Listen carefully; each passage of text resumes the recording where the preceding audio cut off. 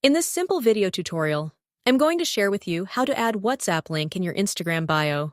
First off, head to WhatsApp to copy your account link. You just want to write anywhere, wa.me, then include a slash, and then enter your phone number.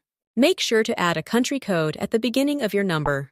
Now once the link is created successfully, long hold to copy your link to clipboard. Once done, head to Instagram. Now on your profile page, tap on Edit Profile. Here, head to Links. You want to tap on Add External Link. Paste in the link and down below, write in the title of the link. Once everything is set, tap on Done to save changes.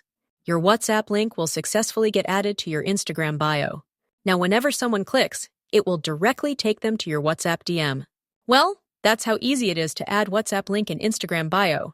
And if you find this video helpful, consider subscribing to our channel for more informative tutorials like this one.